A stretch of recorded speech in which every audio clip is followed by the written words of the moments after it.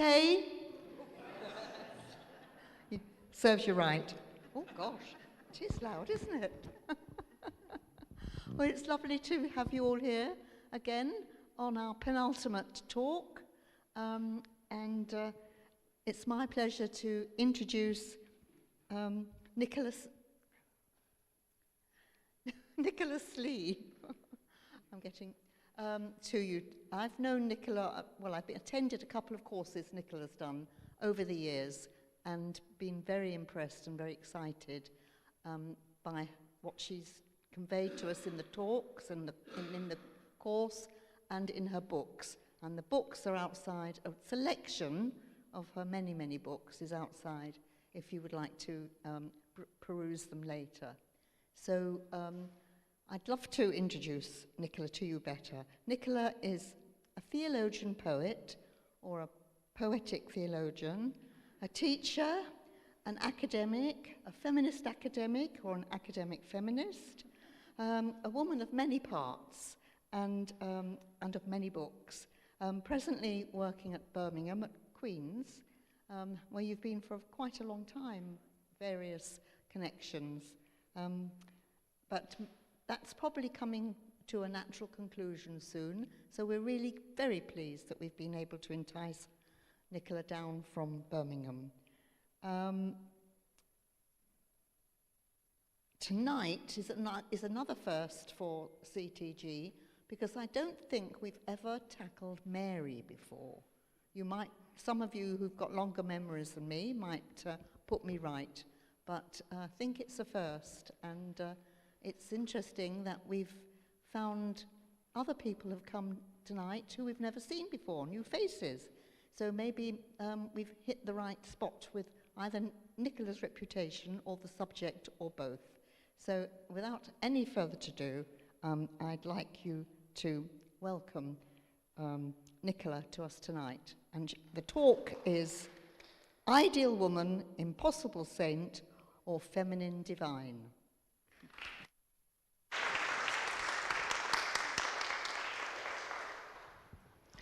Thank you very much. Is my sound on? Can you hear me? Brilliant. Thank you. Thank you, Judith. It's a great pleasure to be here. I've had a lovely afternoon wandering around the cathedral and your beautiful city. So now I have better earn my supper, haven't I? So we've got some PowerPoints.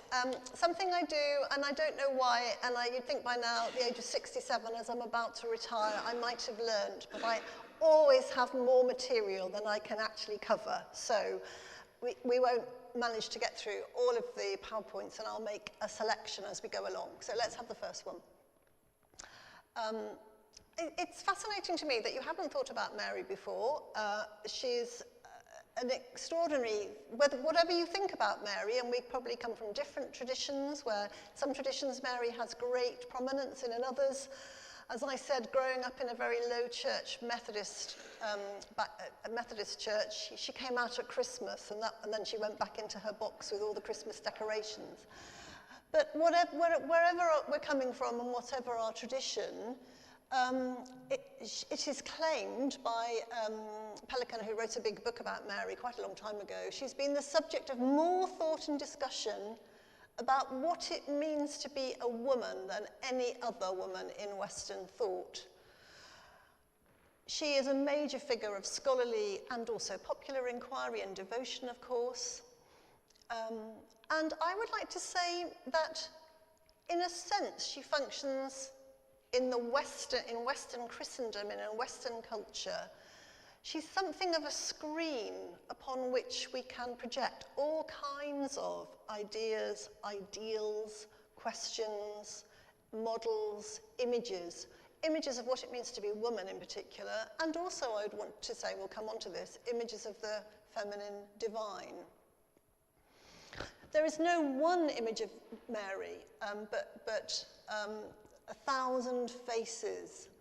That's the title of another big book on Mary, The Thousand Faces of the Virgin Mary. Another phrase, Our Lady of the Paradoxes. She combines many, many paradoxes. And in a way, I'm not going to resolve those paradoxes. I'm going to heighten them and just offer you a range of images for us to explore and think about. Can we have the next slide? Thank you. There's not a huge amount about Mary in the Bible. What there is significant. Hardly anything in Paul. Paul doesn't mention her by name, but in Galatians he talks about Jesus born of a woman. That's basically it in Paul.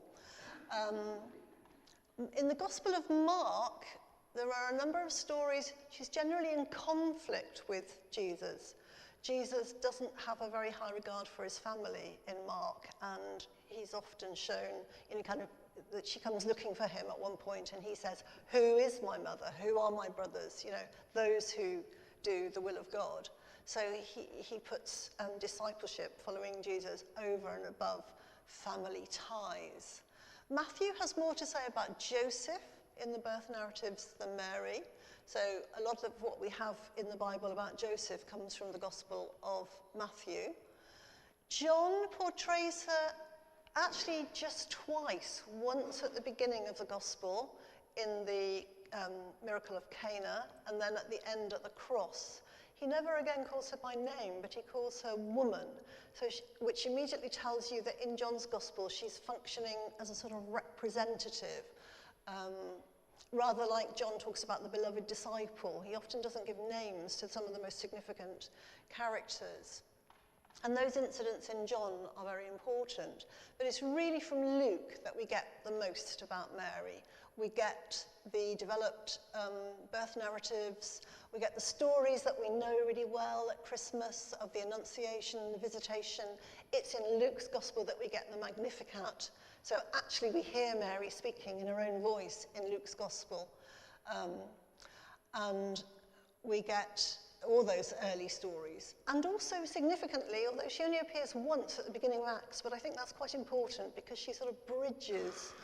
She's the link, if you like, between the story of Jesus and the story of church, and she's there at Pentecost. I'll come back to that. Next slide, please. But what I want to do is approach Mary rather differently. So as Judith said when she introduced me, I like to think of myself as a poet-theologian or a theologian who does poetry.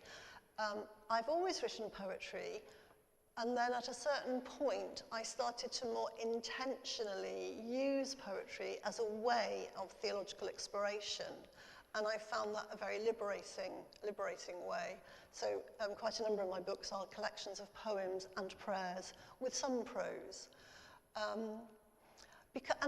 mean, I think that can do a number of things. Poetry is often, it's short usually, it's usually narrative or concrete. It can be, hopefully, it can be more accessible than very technical, dense theology.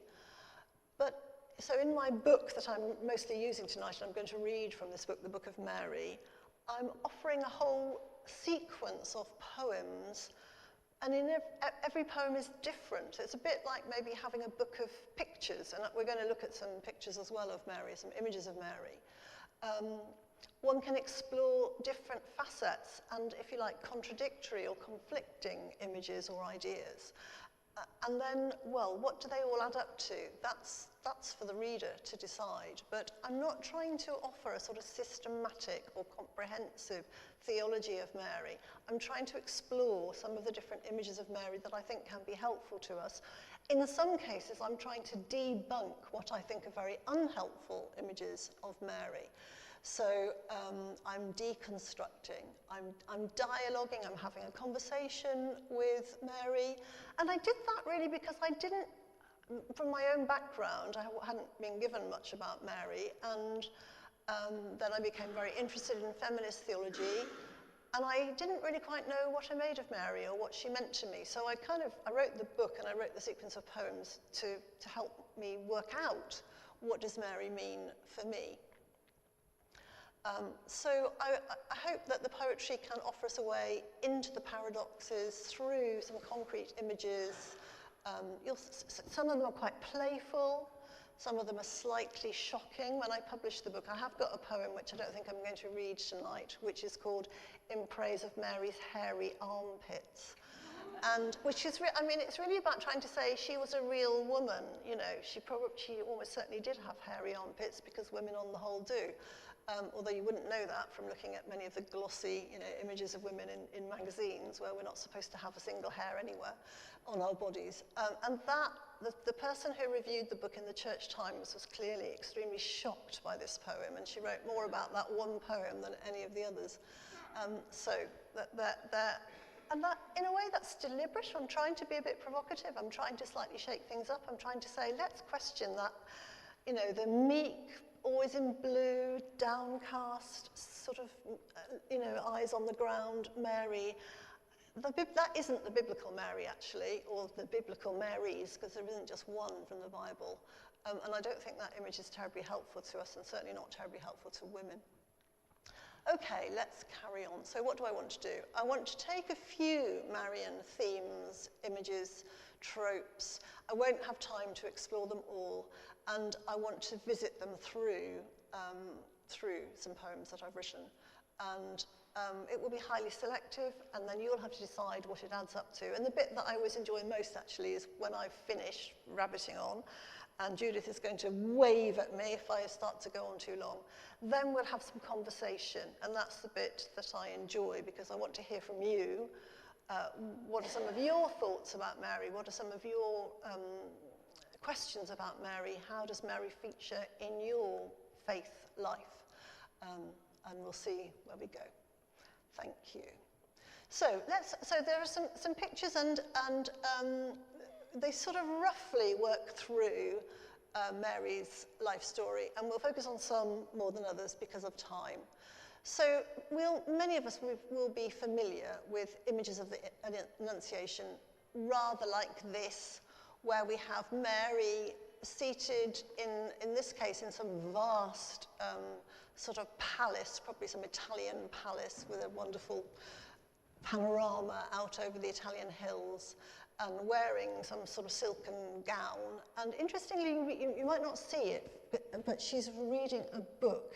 And in many medieval and later images of the Annunciation, Mary is reading a book, and that's quite significant. And then we have the angel coming in just at that moment of sort of announcing to her that she is going to bear God's son. I've got a few little images of the Annunciation, I think 3 or 4, so let's just have a look at those. A modern one, rather different, with a modern sort of young girl, sort of teenage girl in a lovely blue dress. And again, she's reading her book, and she actually seems far more interested in her book than she is in Gabriel. And the lily, there's often a lily in images of the Annunciation, an image of Mary's purity and so on. Next one, please. This is from a series of, from Africa, Jesus Mafa, which it's a whole sort of project done by not just one artist, but many artists, setting biblical scenes in an African traditional sort of rural village setting in this case. So Mary's not reading her book in this one. She's cooking up some stew, and the angel doesn't really look much like an angel, hasn't got wings. A messenger, we know that's what angel means, appears. There might be one more, or that might be it. Yes, there is. This is a rather extraordinary Maori image of the Annunciation. Sorry, can we just go back to that one? Thank you, and just stick with that one. Some images of the Annunciation only focus on Mary. Actually, the cover of my book, Praying Like a Woman, is such an image from Durham Cathedral sculpture, and it's just of Mary. There isn't an angel, and in this one there isn't an angel, there's an owl hovering over Mary, the Holy Spirit perhaps, and it's a rather beautiful, I think, sort of serene and meditative, and she's not your typical Mary. She's not a young teenager, and she's quite sort of solid. You wouldn't mess with her if you met her in the dark. So just a few, and there are many more, but I want to read you a couple of my own poems about the Annunciation. Often often my poems are sparked off. Sometimes they're sparked off by a specific image, and there are one or two that I will read to you that are sparked off by a particular image. Sometimes they're sparked off by something I've read, and this poem that I want to read to you was sparked off by a book by a Roman Catholic feminist scholar, Elizabeth Johnson, who has a very good book on Mary called Truly Our Sister. And in the beginning of the book, she describes a sort of context in which the Palestinian Mary would have grown up. In a sort of village compound, probably. And she says, she calls her Miriam, which is the Hebrew, it's the same name, but Miriam in Hebrew and Mary in Greek. And she says, Miriam hardly had a room of her own. And that struck me as a very suggestive phrase. Some of you will know Virginia Woolf's famous essay about women, what do women need in order to be able to write? Women need a room of their own. And even when Virginia Woolf was writing in the early 20th century, women often didn't actually have their own rooms. You know, they'd have, if they're married, they'd share a bedroom with their husband. The children would have their own bedrooms, unless they lived in a really big house. You know, the man might have his shed down the garden, but a woman wouldn't really have her own space. And Virginia Woolf talks about how it's absolutely essential for a woman to have her own room, her own space, in order to be able to write. And Elizabeth Johnson picks this up. Miriam hardly had a room of her own. She would have lived with lots of other people, probably in some sort of extended family setup, with animals. It would have been noisy. She wouldn't have had space and time. So that made me think, okay, if that's the setting, then what would the Annunciation have been like? And this is one of my versions.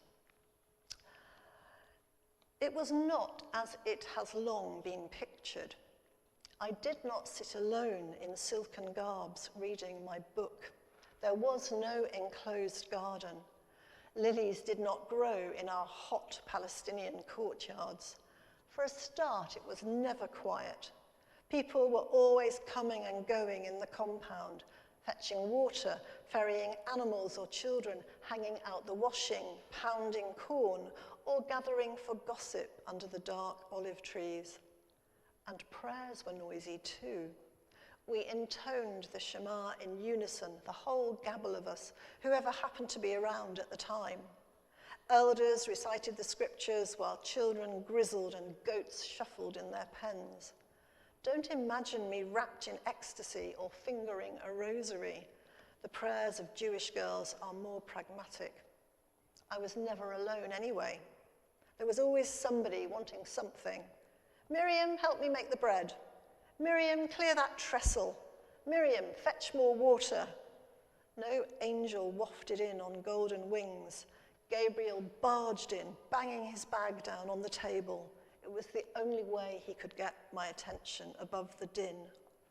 At least a dozen pairs of eyes turned to look where he stood, disheveled and dusty, shouting, Miriam, there's another job for you to do.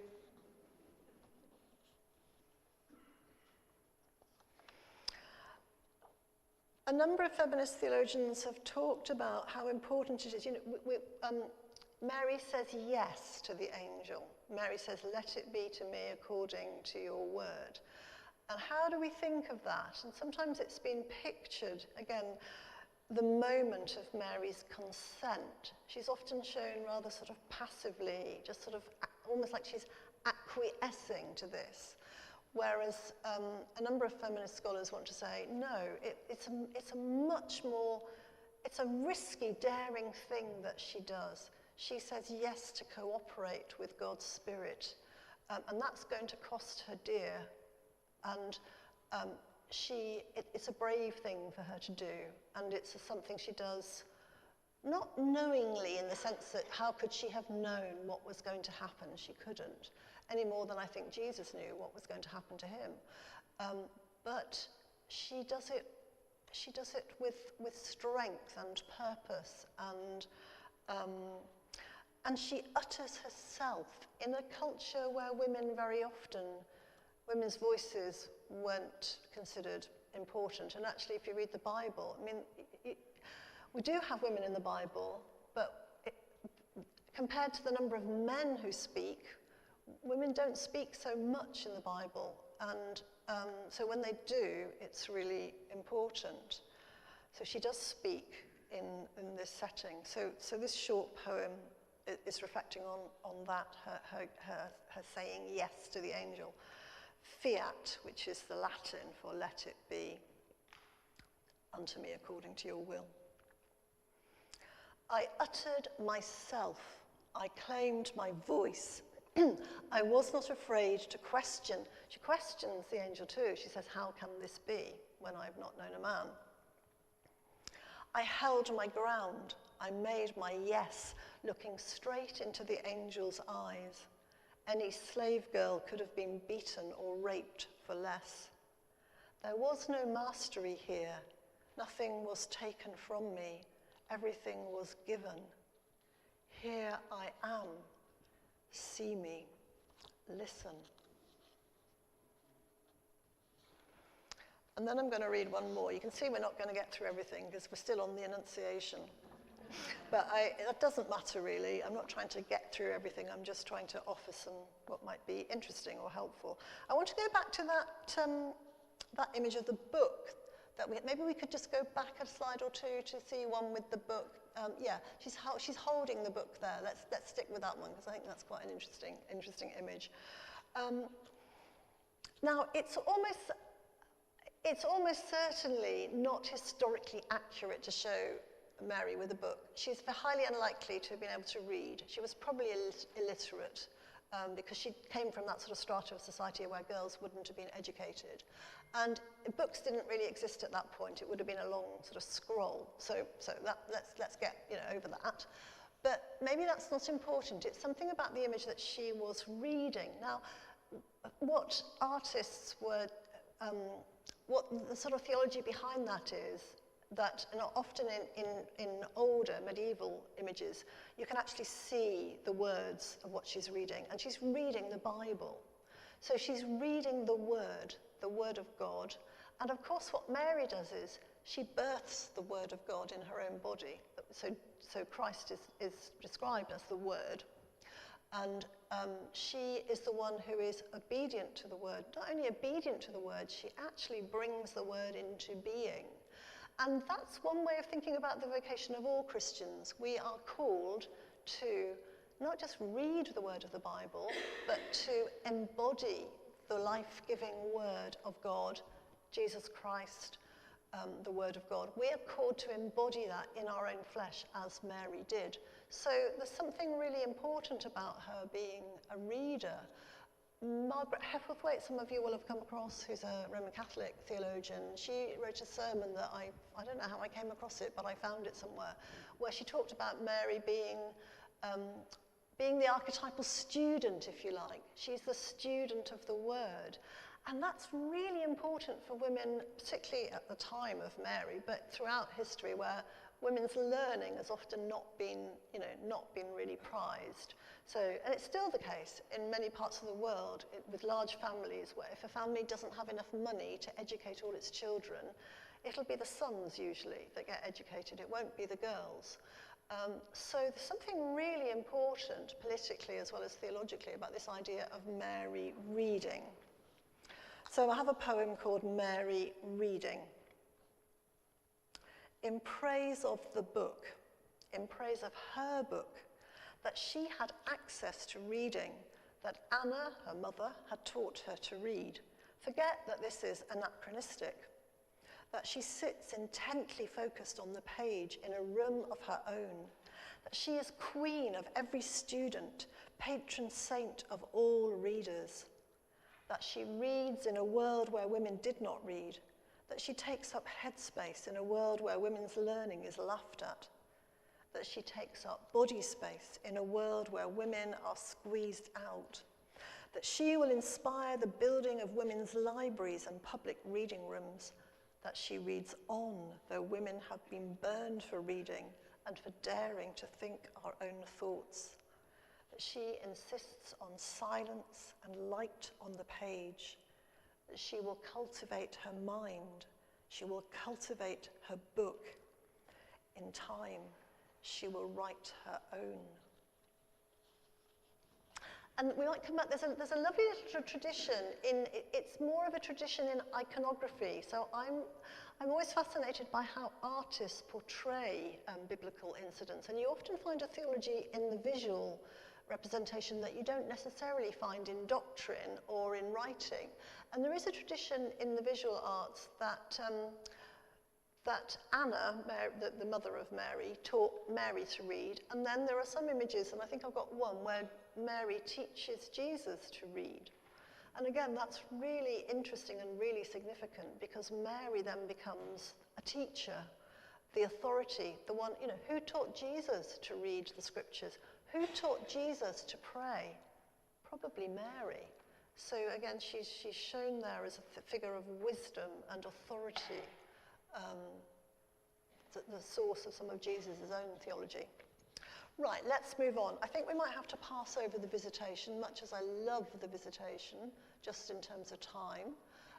Let's come on to the nativity, which of course we all know and love. And there are so many images which we're mostly familiar with through, Christmas cards, and I'm sure there are lots in the cathedral here. I thought actually we'd let Joseph get a look in, and this is one of those lovely images, medieval images, where you've got Mary lying down on the bed, and there's a midwife there, and there are animals, and there's Joseph, he looks a little bit tired, doesn't he? He looks like, he's ready for a sleep. And I love those images of him where he's in the background like that. And so in the Book of Mary, there is one poem for Joseph, so I thought you might like to have Joseph's poem. Because I think this is an interesting and helpful image of masculinity. Some of the images of masculinity that we get in the Bible aren't terribly helpful to us, but I think Joseph in a way is an anti-hero. He's not like the typical alpha, muscular, strong, man. He's slightly old, he's slightly doddery, and again, he's challenged to take on Mary and Jesus when he didn't have to, and he could have left them, but he didn't. He's a whopper of a baby. He's a whopper of a baby, absolutely. Yeah, a lot of those babies, they're like little men, aren't they? He's old. Yeah, long before his time. Absolutely, he is. Yeah, let's not think about how painful that was, giving birth to that whopper. Let's stick with Joseph. I like it that you are largely silent. You speak with your actions rather than words. You stood by Mary and did not disgrace her. You raised the boy as your own, though you knew he was not. I like those medieval paintings of you, doddery and old, falling asleep in the corner of the stable, or looking on from a little distance. Perhaps you are crouching over a small fire, cooking up some mess for your young wife exhausted by labour, or coaxing her to eat. There is tenderness in your bearing, a gentleness outdoing the painterly meekness of the donkey and ox. You don't demand our attention.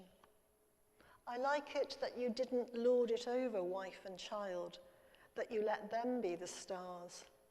I like the fact that you're no pater familias ruling the household. I like the kind of man you were content to be. Let's have another one. That's a rather beautiful one, but let's Mary breastfeeding the child, the infant. Let's come on to, and this is actually, I haven't got a poem on this, and I rather wish I had. This is a Dalit Madonna by Jyoti Sahi, who's a very well-known Indian Christian artist. Very, very beautiful, but so he's imagining Mary as a Dalit, what used to be called the untouchables, the sort of lowest of the low, the poorest of the poor, giving birth to Jesus. And I mean, Mary wasn't, in one sense she wasn't the lowest of the low, but in another sense she does represent that, because a young girl just on the cusp of adulthood in that society, in a Palestine where the Jews were oppressed by the Romans, so they weren't absolutely dead poor, but probably the lowest strata of society, and she, as a young woman, would have been, you know, pretty low down the pecking order. So in that sense, she perhaps does represent the lowest of the low, the poorest of the poor, to whom God chooses to reveal God's self, and God becomes flesh through just such a one. But I want to come on to the next one. I love this image. This is by an artist that I know, Antonia Rolls, and she's basically a portrait painter, but she also does some biblical scenes, and she paints in the kind of tradition of the icon, but she puts that in a modern setting. And I mean, look at her poor Mary, her poor exhausted Mary, and Jesus in his little stripy jumpsuit, who looks so wide awake.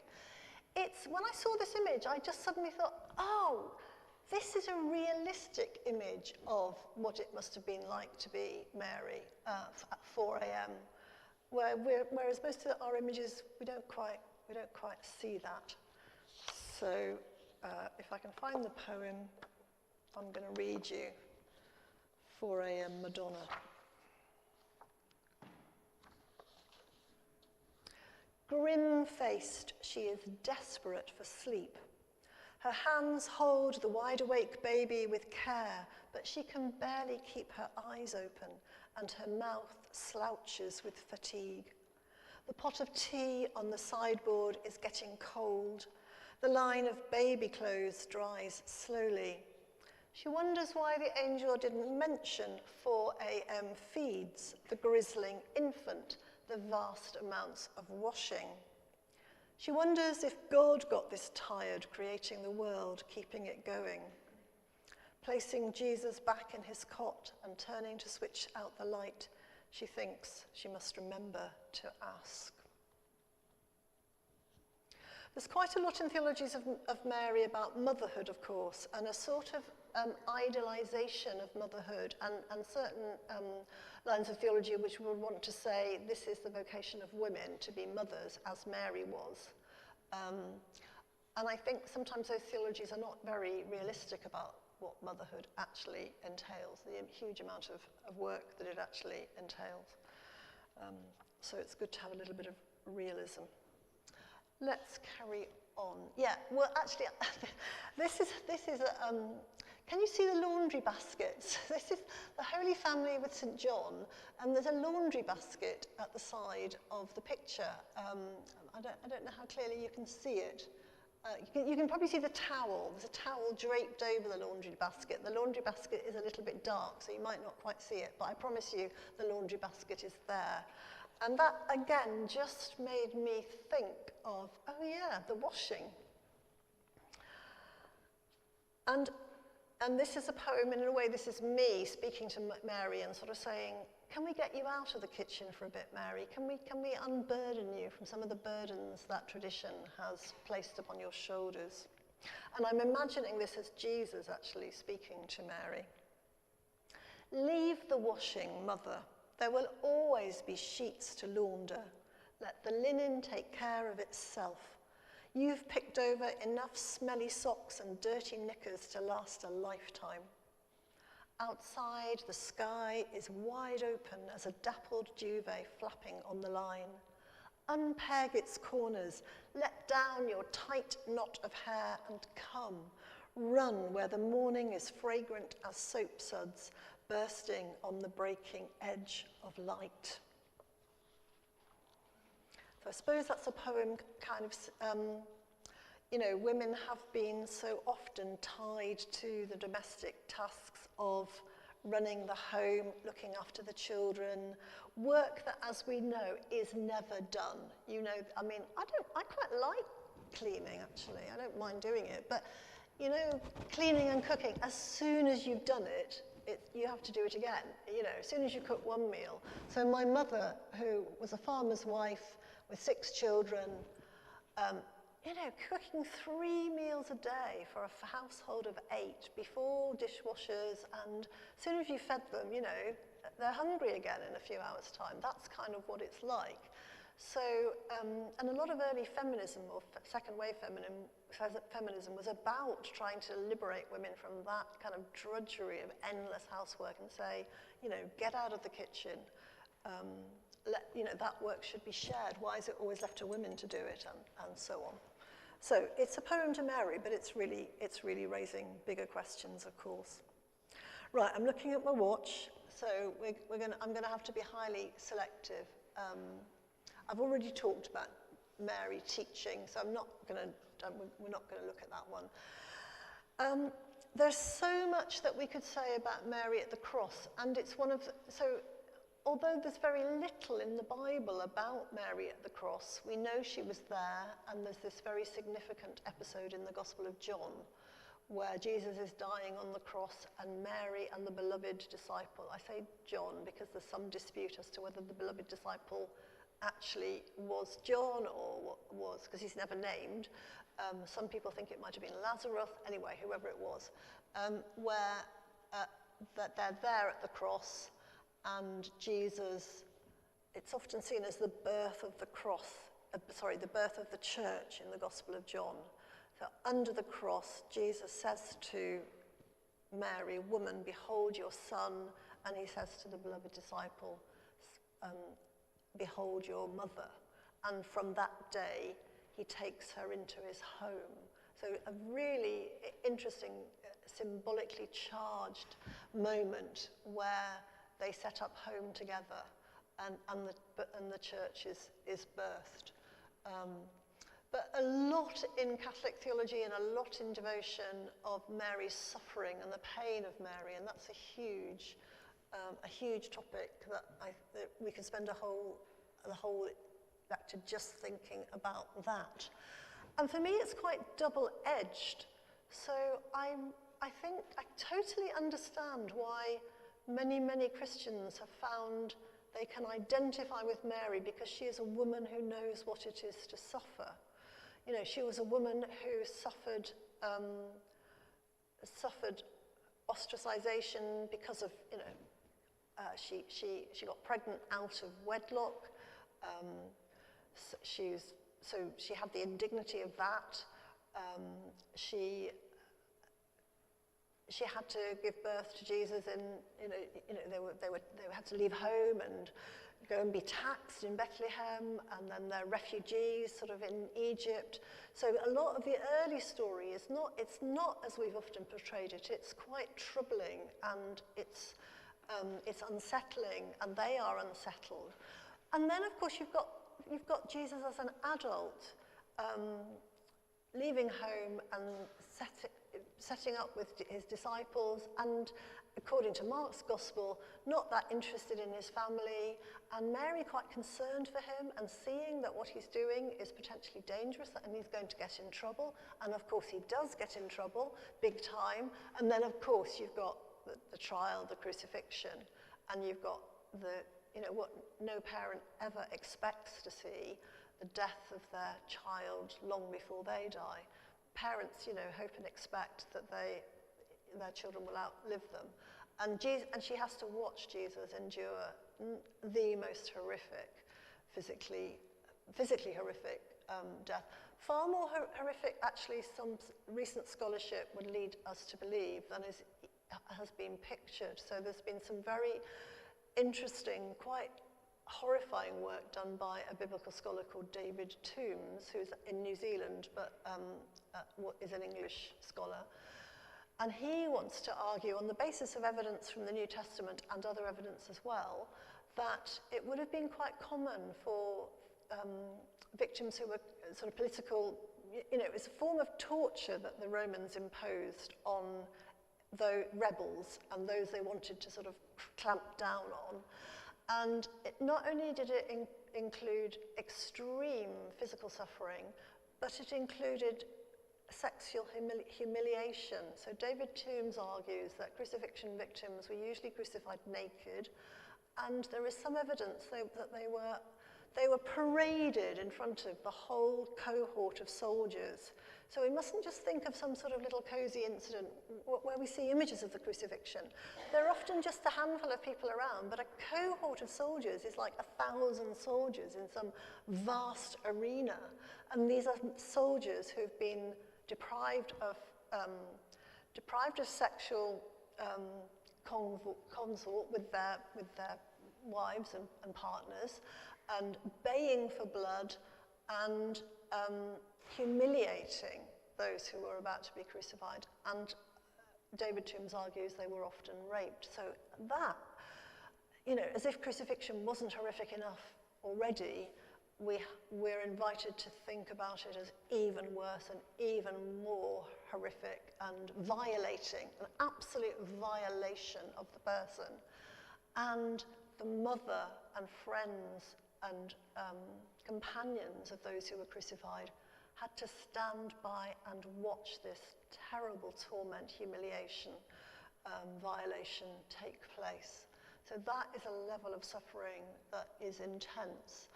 And it means that Christians throughout the centuries have been able to identify with Mary, because any suffering that human beings go through, I mean, Mary's been there. Mary's got the T-shirt, if you like. Mary can empathise with us. So the tradition of praying to Mary to help us in our suffering has a long, long tradition. And I do understand that. At the same time, I think a huge emphasis on Mary's suffering isn't always helpful, because that's something that, again, it buys into images of femaleness where women have had to do that work. Women are the ones who carry the world's pain and suffering in a way that somehow men have not been invited to. And that, that's a labour we're all invited to do, not just women, not just mothers. So I think it's all quite complicated. But let me just read one of the poems that I've written around this, which is a prayer. I've called it Prayer for a Safe Delivery. So here I'm thinking of women giving birth, but not just literally women about to give birth to a new baby, but women in the situation of giving birth to something that God is asking of them. And because Mary's done that, and Mary knows what that's like, we can pray to her for her faith and courage. Prayer for a Safe Delivery. Mary, daughter of courage, take from our hearts all fear. Mary, daughter of faith, let courage rise up in us, let hope make her path through us. Mary, daughter of resistance, steel us to stand even as the armies march over our heads and our bellies turn to water. Mary, midwife of miracles, stand over us as we labour, release in us the waters of birth. Hands that have known the blood and the water, hold us in our writhings, keep the angel of death from our door. Unlock the channels of birth, let the waters gush forth. Mary, daughter of swiftness, cut the umbilical cord, wash the newborn, bind the flesh in its coverings. Mary, daughter of rebellion, stand guard over the infant, protect it from all danger, keep it safe, hidden among the rushes. Mary, mother of comforts, let our baby live and thrive into the life we cannot see for her. And I'm going to finish, if we come on, there's a few more of the Suffering Mary. And if we have the next one, yeah, I mean, there are some extraordinary images of Mary weeping and suffering. And the Pieta, of course, the very famous Michelangelo Pieta, but there are many versions of the Pieta. This one by El Greco. But I want to finish with Mary at Pentecost, we don't often think of Mary at Pentecost because you could miss it very easily at the beginning of Acts. It's Acts 1:14, where it's described that all the people, there were loads and loads of people in the upper room waiting for the Spirit. It's not just the 12, and Mary is specifically mentioned as being there. And in icons, she's often shown, as in this one, she's shown at the centre with it generally tends to only show the disciples. But there were a much greater number of people there. And I think this is really very significant because, as I say, it's the bridge back to so Mary was there right at the very beginning of the story of Jesus, and she's there right at the beginning of the story of the church. But I also think of her, this is her not as the young girl saying yes to the angel. This is her 30, 33 years on. Now, she still may not have been terribly old, but in that time, the life expectancy was very, very short, and adults often didn't live beyond their 40s. So in that time, she would have been considered, I think, as an older woman. And I think that's really interesting to think of her as an older woman. And I've got one, I'm just going to finish with this last poem, if I can find it. Mary in older age. I'm getting more interested in old age as I get older. And I thought, well, what kind of Mary would this have been at Pentecost? You know, what would she have been like? Think of all she'd lived through, and at the beginning of the birth of the church. And again, I see her as a figure of authority, and she's teaching the younger ones coming after her. I was not always innocent. I want you to think of me reminiscing, eyeballing the young ones with my stories. They didn't know the half of it, but they respected the age spots on my hands, my failing ear, the tremors of the flesh, as I sat in the midst of them, holding forth, commanding all their attention. Then it was as if a great breath moved among us, and a burning settled on our heads. They were still as trees before rain, waiting for the deluge. I closed my eyes, I lifted my hands to the rafters, opened my mouth again to speak. Let the fire come down, I prayed, as I saw the heavens opened. Let me stop there. There's lots more, but we'll have some conversation and we'll see where it takes us. So, thank you for listening.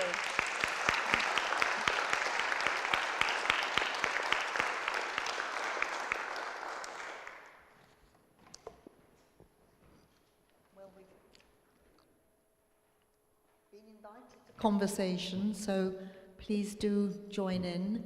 And in respect to the theme, let's have some questions from some women, please. Number one.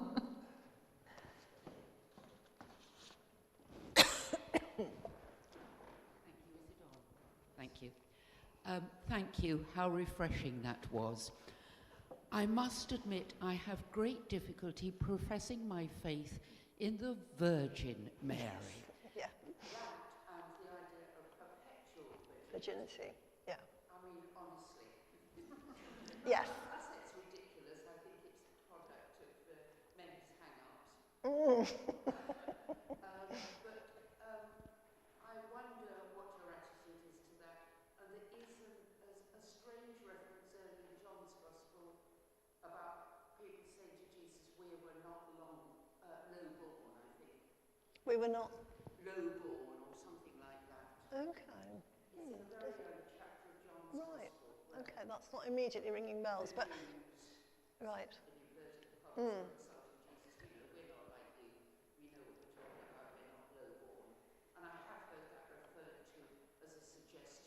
Okay. That he was illegitimate. Yes, yes.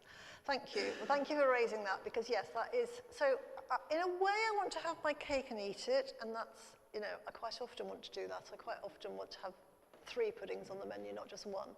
So on the one hand, I want to say, I think you're absolutely right to be suspicious of it, and of course, I mean, it's often regarded really as just a problem of mistranslation from the, you know, because the reference comes from Isaiah, a young woman shall conceive. It's not actually virgin.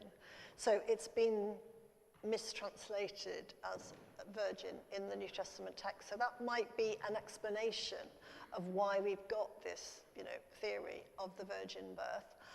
On the one hand, I think it is highly problematic insofar as it suggests a sort of fear and hatred of women's sexuality, you know, that God would come into the world without, you know, God forbid the thought of having sex, as if there's something dirty about that. And, you know, there are all these theologies about not only was Mary virgin, but she didn't suffer at all in childbirth.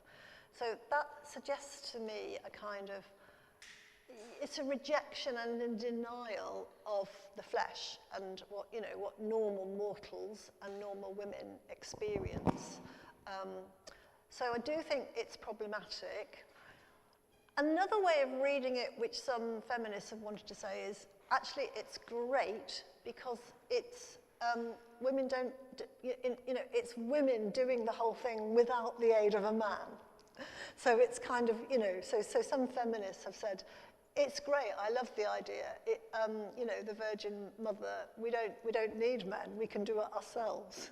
So, take your pick.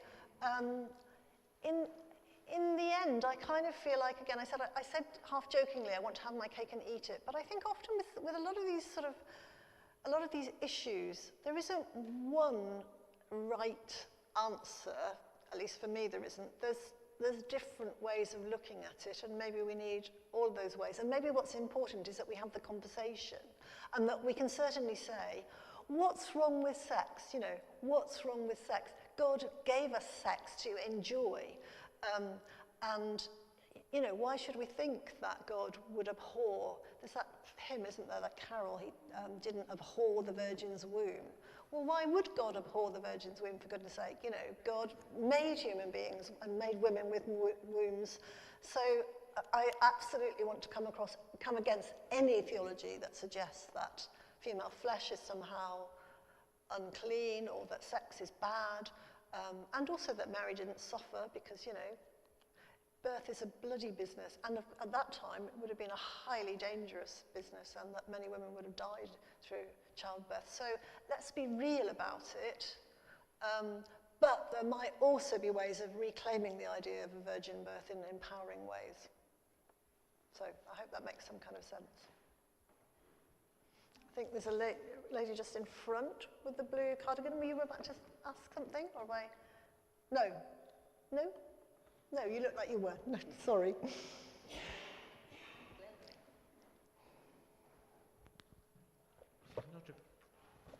Not a question, but it's some artwork. Could you, sorry, I can't hear. It's some artwork. Can you hear me now? No? Only just, not very well. Can you hear me now? That's better, okay. Yeah, thank you. Really up loud. A Christmas card with a lady putting out the nappies on a line. Behold, the handmaid of the Lord. Yes. Yeah, that's a great one. I don't know who did it, but I got it many years ago at the community of Poor Clares, yeah, at Freeland. So yeah, that Mary hanging out the washing, nice one. Rachel over here, but we've got, yeah, we'll come to you. It's all right, well, shall we start, come to the front? Is it okay? I'm wondering if you're aware of Neville Ward's work. Neville had very strong links with this church. Ah, and he yes. wrote one book in particular Yes. on the Rosary. Yes. He said, for Methodists, Yes. because the silence about Mary among Methodists is positively deafening. Yes. 5 for sorrow, 10 for joy. For joy, that's right. Yeah, thank you so much for reminding me of Neville Ward. Yes, I have read it a long time ago, and Methodism is interesting because it does have So I grew up in very, very low church Methodism, and then it was only much later on that I discovered that Methodism has a different strand, which is a very sacramental strand, and his work on the Rosary is maybe part of that tradition. So still worth reading. So what was his connection with this church? Was he minister here, or? His wife was a member here for many years. Ah. He was a minister in this circle. Okay, right. Preached here at Shoreham. Yes, thank you. Yeah. Thank you, Nicola. I think one of the burdens of some of the imagery, quite a lot of the imagery, is all very earnest, and in some ways that we get that because it's the Bible, but there is humour in the Bible, but it doesn't seem to be allowed, and then any playfulness about women, and perhaps that's one of the experiences of motherhood at its best on a good day that is perhaps just missed. And I just wondered, is there any representation of that in the Holy Family, either with art or that you're aware of? Yeah, that's a very good question. So, because there isn't a lot, is there? And there's that amazing image of the laughing Jesus, but I can't think of an equivalent of Mary really chortling. It's not the same, but I have a poem in the book about the walking Madonna, and it's a sort of, which some of you will know, in Salisbury Close. And so it's a very wiry, again, older Mary, and she's striding away from the cathedral. And when I saw it, it was like, oh, Mary's got legs that actually work, because, you don't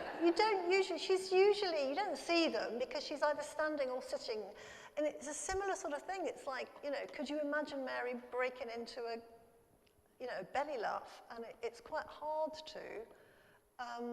Maybe where we get it most, and I missed out images of the Visitation, but I love images of the Visitation, and I've collected them over many years, of Mary and Elizabeth meeting and greeting each other. And to me, one of the reasons I love it is because it's one of the few places we get an image of female sort of friendship, and they're very, those images are different. And there are there is one or two I can think of where they're sort of leaping, because, Elizabeth says, the babe leapt in my womb when you arrived. So you get a kind of dancing, leaping. So it's joyful. So it's maybe going somewhere towards, but I think we could definitely do with some more laughing Marys, for sure.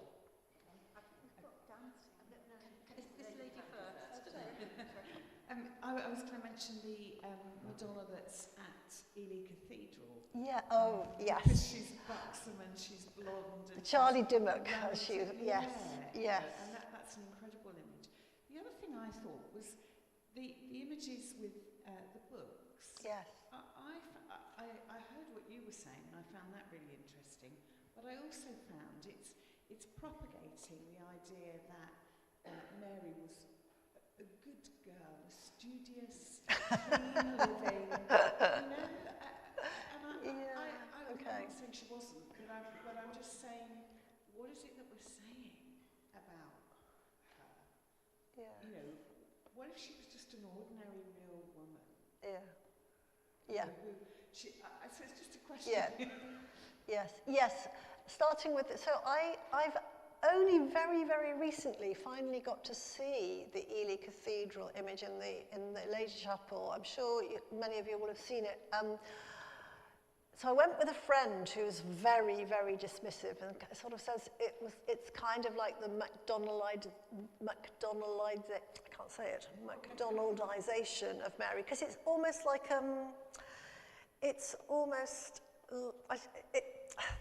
it hasn't got the sort of subtlety and maybe craft of some of the earlier medieval images, but she's, as you say, she's certainly, she's very buxom and sort of fleshly, and yes, alive. That's interesting what you're saying about the student, and I guess that appeals to me because, you know, I've been a student my life long and a lover of books, and, you know, give me a book and I'm happy. But in another sense, I'm sure she was a very ordinary, well, you know, it's the ordinary extraordinary, isn't it? Because she is just an ordinary woman about whom we know very, very little, and yet she does the extraordinary thing of saying yes to God and being caught up in the story of God, you know, in a way that maybe extraordinary women wouldn't have done. So again, I want to sort of say, yes, let's have both. Let's have ordinariness, but let's also honour the fact that she was a scholar. But she couldn't have been studying all the time. She must have, you know, she must have gone out and had good tough times with her friends or whatever. She could do both, can't she? This lady, and then I've got a question as well. Then there's two gents. We'll let the two gents in.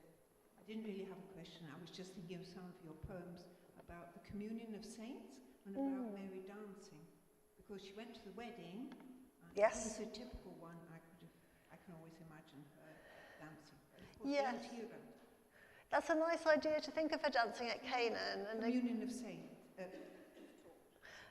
Yes. So again, that's the whole idea. So that's very much from Elizabeth Johnson's book, Truly Our Sister. So her main argument is Mary has been isolated from the communion of saints, and she kind of says Mary is the first, she's the foremost Christian, and you know, she's the first disciple of Jesus, really, but she's the first in a long line.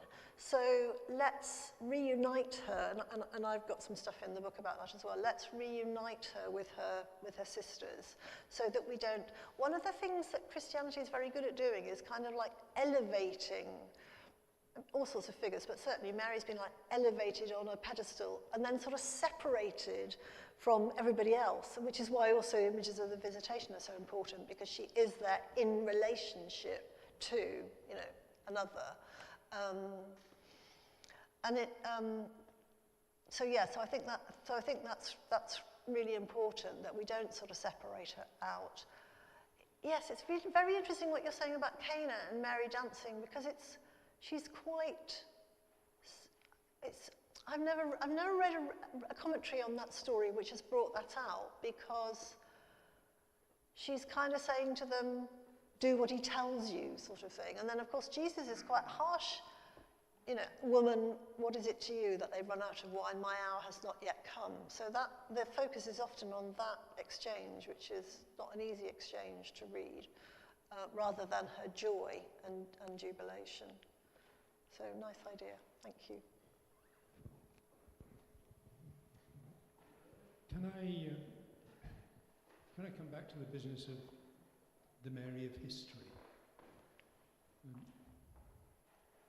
I've enjoyed history all my life. One delves in and tries to find facts and so on and so forth. And we come to Mary, and the amount of information we've got about her is microscopic. Yeah. We've no idea how old she was. We know pictures of her. We don't know how she lived. We don't know whether she read or not. We know what Luke tells us, and Luke is telling a story. So I'm 50-50 on Luke. John as well. John messes with facts in order to tell his story. So by the time you've taken those with a pinch of salt, the amount of information we've got about Mary is very small. Little, yeah. And the edifice that has been built on that microscopic information is absolutely huge. Yes. I mean, particularly as we've been focusing on the Pope recently. Yeah. My goodness. You know, so I think that's absolutely right. I'm really struggling with the business of Mary altogether. Yeah. No, I think you're right that there's very, very little historical information about Mary, and I think there's nothing outside of the New Testament. And what we do have about her is presented by writers with their own theology, so they are doing something with the material. I think that's just true. I mean, I would say a similar thing is going on with Jesus. So in New Testament scholarship, there was the whole quest for the historical Jesus, and I think my own view on that is we can never really get behind what the traditions that we have and the way they're being used to know for certain, certainly what, who Mary was, what she was like. And I would say something similar about Jesus. I'm not too troubled by that personally, because I think we are a people of the book and a people of story, and we're given stories, and they are life-giving stories, and we are a story-making and a people that do our theology through story. And I probably would say, broadly speaking, I think the New Testament is reliable, but I don't think we can know for certain. I don't think we can know for certain historically. But actually, this is something I didn't get onto, and I think maybe it's quite important to explore this. So, part of what's been made of Mary and the way she is elevated certainly in Roman Catholic theology, she is compensating for the lack of a feminine divine. So one of the things I want to say is where a tradition doesn't, so all of our Christian theology has been so male-dominated, and the way we've been taught to think about God has been God is the big white man in the sky, and actually the Bible is much, much more interesting and rich than that, and there's quite a lot of material in the Bible which offers us metaphors, images, stories of a feminine divine. I mean, we could go into all of that, but there is a range of traditions, and throughout our history as well. You've got some of the mystics. You've got people like Julian of Norwich talking about the motherhood of God. When that's repressed, as it certainly has been in Protestantism, it doesn't go away, but it has to find another place to go. And what's happened is that need that we have for a feminine divine has got sort of shunted onto Mary. So Mary has become effectively a kind of figure of the divine. Actually, again, if you can just show some slides later on. Can we go back to the slides? Just keep going for a bit. After Pentecost. Have we got stuck?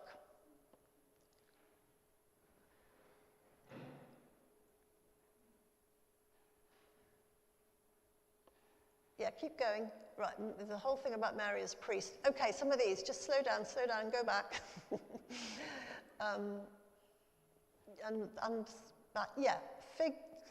And the one before, I think. You'll be familiar with some of these kinds of images where Mary, she's never been officially regarded as divine in Roman Catholic doctrine. But I think the way that people pray to her, the way that she appears in iconography, she's taking on that function. Now, to me, the answer to that is we need to reclaim the feminine in God. So rather than it be put onto Mary, let's reclaim God as capable of being imaged in female as well as male terms. Let's reclaim our whole biblical tradition. Let's reclaim the traditions about God as Lady Wisdom, as Sophia, as the Shekinah. I mean, the Spirit of God in Hebrew is Ruach, female. There's a lot of biblical tradition which gives us material to image God in female terms. So let's reclaim that and put it back where it belongs on God. And I would say there's some very interesting Christology as well, which uses feminine terms for Jesus. And let's not make Mary carry that burden. I don't know if that makes sense to you, but I think there's a whole theological work to be done there. This gentleman, be very patient. I wonder if we could also reclaim Mary as political revolutionary and activist. I was reading, as thousands of others would have been doing last night, the Magnificat, and thinking of some of the despotic male figures in our world at the moment. And reading, he has performed mighty deeds with his army, has scattered those who are proud in their inmost thoughts. He has brought down rulers from their thrones and lifted up the humble, etc. Yes. Could you say something about thank you.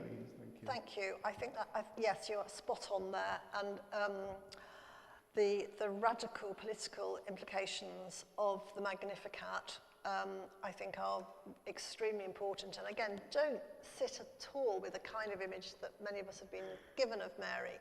And that's something that perhaps unsurprisingly liberation theologians and theologians from other parts of the world have brought out. People like Leonardo Boff, his book on Mary, sees Mary as a liberating figure, a figure who is challenging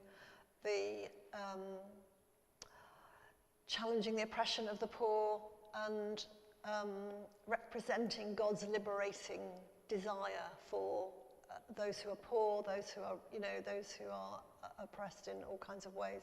So I think that is a real strand in the Magnificat that has been largely ignored in mainstream sort of devotion and theology, but it's certainly there. So who's the other person I'm thinking of, whose name will come to me in a moment?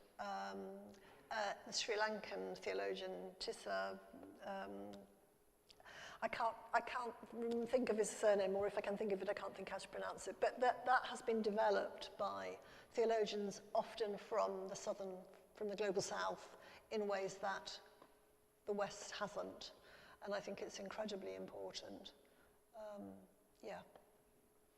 Thank you. Well, that was my question. Any other questions? Yes, and then David behind. And then me. Queuing up. I went to Mostar back in the noughties to a seminar run by the Bosnian International Forum. Right. And they were holding a seminar on Marian theology. It was an interfaith meeting. Yes. And the leader of that group, Professor Mahmoud Chahic, was a Sufi Muslim himself, and he found a lot of Muslims were interested in Mary. In Mary, yes. Have you found that to be the case? Yes, thank you for saying that. I think Mary is... there's a lot about Mary in the Quran. There's actually almost more in the Quran about Mary than there is in the Bible, interestingly. So she has a whole sutra to herself, particularly about the birth of Jesus, who's regarded, of course, in Islam as a much revered prophet. So she is a helpful sort of ecumenical figure, if you like, of sort of dialogue between Christians and Muslims and Jews to an extent, because of course, just as Jesus was a Jew, so Mary obviously was a faithful Jew. So yes, I think that's something that could be explored and exploited more. I've got one poem about Mary in the Quran, if I can find it, that I might just read you, if you'd allow me to, but I'd have to find it first. It's funny how poems disappear when you're looking for them. They just hide. I may not be able to read it to you because I may not be able to find it.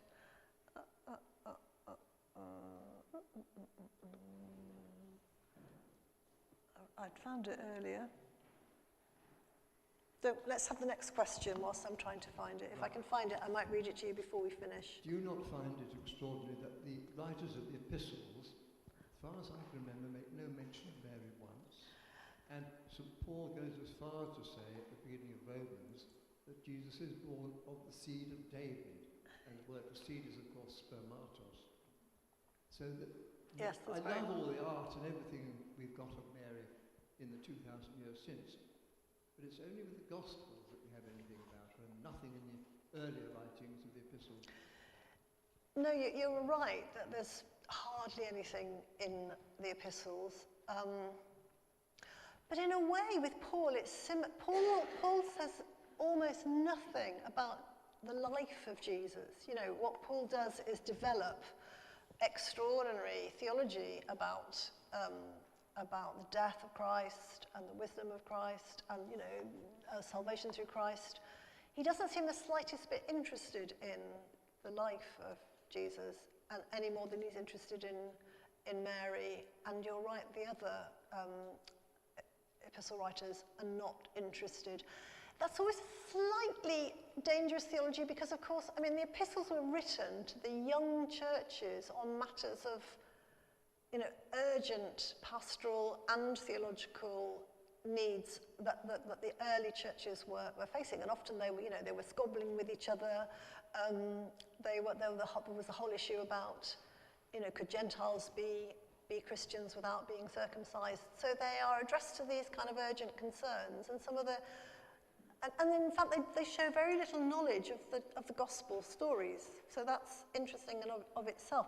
Now that doesn't mean to say they didn't know those. Because those, and of course they were written, the epistles were generally written much earlier than the Gospels, but the material in the Gospels and the teaching, Jesus' teaching, the stories about Jesus, the parables, the miracles of Jesus, these would all have been circulating in oral form in different communities. So the epistle writers, and indeed the churches receiving the epistles, probably would have known quite a lot of that material, but it wasn't, you know, it was sort of taken for granted, I think. So it's always a little bit dangerous to argue from silence. But it adds to that point that the person at the back was making, is that we have very little on Mary anyway, and nothing, you know, Paul doesn't mention her by name, just born of a woman in Galatians, and that contrasts with, as you say, what he says in Romans. So we can't make much of that at all. We've got to look somewhere else. And then, but then of course you get, so the way that the doctrine has developed, you know, there's the whole theology in the Roman Catholic Church of the assumption of Mary taken bodily to heaven. Now that's based partly on a verse in Revelation about, you know, the woman with the sun under her feet.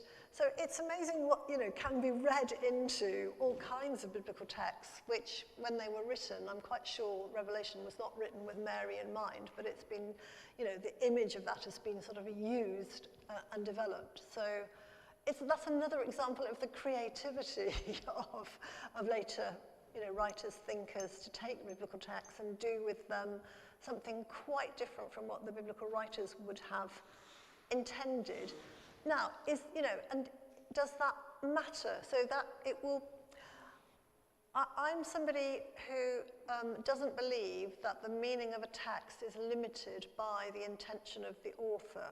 So let's take poetry, for example.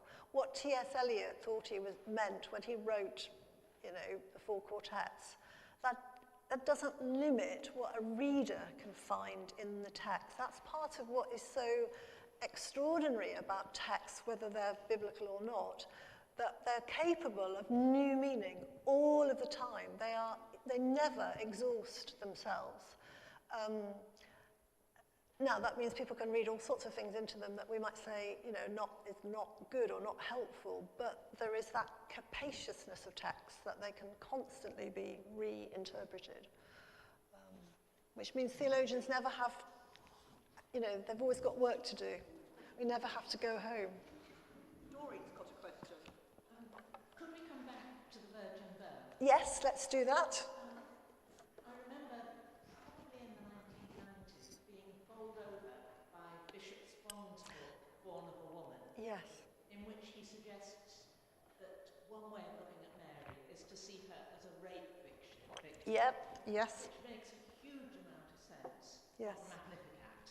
Yeah. I wondered if you'd like to comment on that. Yes, and Spong is not the only scholar to think that. So there are a number of other Jane, I can't remember her name, but anyway, it's not just an isolated idea of one, you know, off-beam thinker. That, yeah, I think it's very interesting. I'm not sure.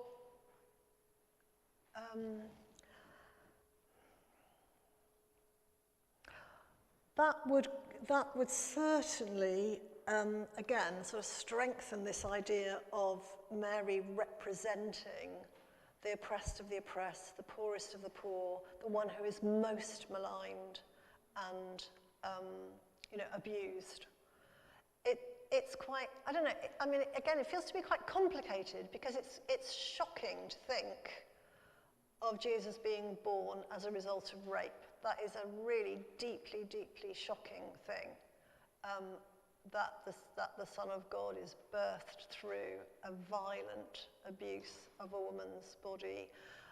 And we know that women who are victims of rape in war, the complications that then ensues for the birth of a child, born to a soldier of the other side or whatever. I find if I really start to think about that it's deeply troubling, but I suppose it's no different. I mean, I was suggesting that David Tomb's work on the crucifixion, that Jesus may well have been a victim of rape. It's deeply troubling, but maybe it speaks of a God who goes to the uttermost to experience the worst kind of degradation and abuse that we will ever experience, and is able to turn that into something healing and liberating. So that would be some of the kind of way I'd try to make sense of it. But I don't find it an easy idea, I have to say. Anyway, who said that the Bible or Christian faith had to be easy?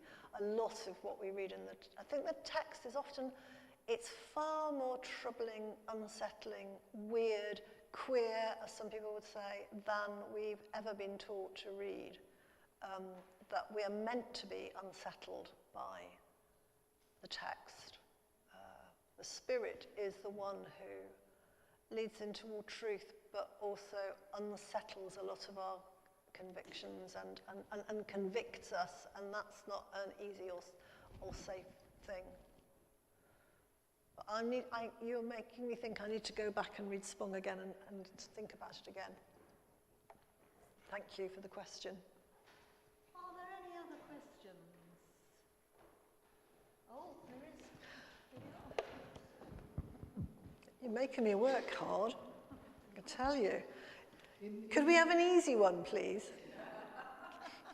In mystical writings, I guess the reading of the book type image that you shared, yes. Mary's giving birth to Jesus, and you interpret that mystically. And some Catholic writers sort of say we've all got to become Mary. Yes.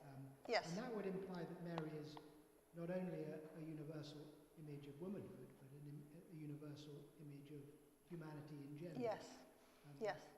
Yes, thank you. No, I think that's absolutely right, that one way of reading, and I would say similarly about Jesus as well, we have tended to elevate and put on a pedestal, whether it's Jesus, whether it's Mary, and see them as absolutely opposite to us. And whereas I think often we're being invited to think of ourselves like Mary, absolutely, and that's true for women and men, all of humanity. What is our vocation? It is to give birth to the life-giving word of God in our lives, in our bodies, in our world.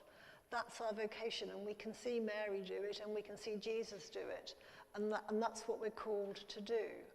And, I think, again, Jesus calls us his friends. We're not meant to be slaves of Jesus. We're not meant to be sort of putting him up there. We're meant to be living the kind of life that he lived, and again, showing forth the life, the love, the grace, the goodness of God in our lives and in our flesh. So I think that's often a very fruitful way to read doctrine, actually, is to say, what does it mean if we take that doctrine and apply it to ourselves? What does it tell us about our own vocation and calling? And I think it can often tell us quite a lot. Thank you for that question. Have you been to find this poem, or perhaps not? No, but I could find another one. No, I don't know where it's gone. It's gone hiding. Yes, thank you. Can you say it, Rachel? Balasiraya. Yes, and I can't remember his book, which I can't, I think, is it called something like Mary the Liberator, or it's got liberation in the title somewhere. And Helen Stanton translated it. So that's a good book that shows, that very much emphasizes the sort of political liberation. I think I'm going to finish with the last poem in the book, actually. I can't find the one on the Quran, which is called Mary Still Singing. So that, again, is sort of referring to the Magnificat, because, you know, the Magnificat is a text that we certainly sing, and maybe Mary sang it originally, but it's the idea that the song goes on, she's still singing, and actually she's dancing in it, and she's an artist in it, and she's a prophet in it, and so on. Mary still singing. I am the singer of the song of justice. I am the dancer of the coming age. I am the artist of God's new revolution.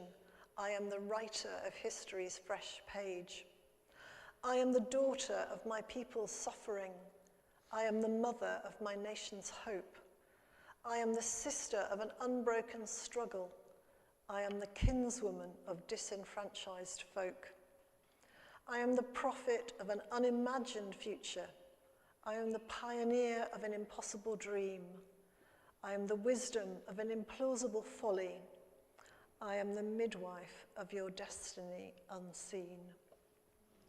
So the song goes on, the struggle goes on, and Mary will carry on revealing her meaning to us. Thank you.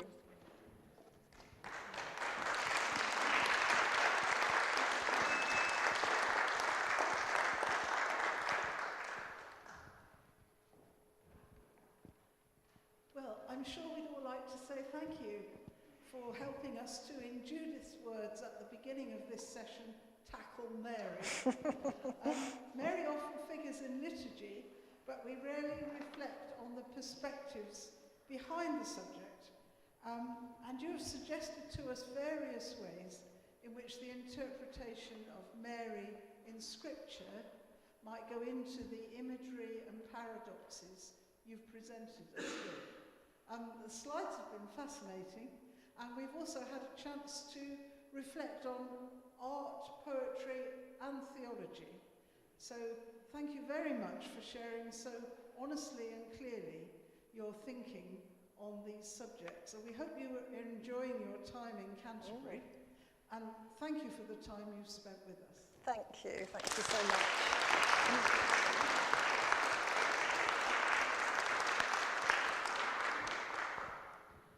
Just one or two notices to finish with. I'm delighted that there's a number of people here whose faces I don't recognise. And if you are here for the first time, or not a regular, and if you live within reach of Canterbury, if you would like information about our future talks, on the table out there, there is a list to sign to join our mailing. Please write your email address clearly, and all we do is we send you an email with the programme at the start of the year and then a reminder each month. Our last talk in our 2025 programme is on Wednesday the 18th of June, and as those of you who are regulars know, we try to cover a very diverse range of subjects. So on the 18th of June, Charlotte Slee, whom many of you will know as a curate at St. Paul's, but who's also the Associate Professor of Science and Technological Studies at University College London, will be speaking on science, theology, and the climate crisis, exploring climate change on a spiritual level. So we will look forward to seeing as many of you as possible then. If you can't come, you can watch it online. And thank you very much for coming tonight.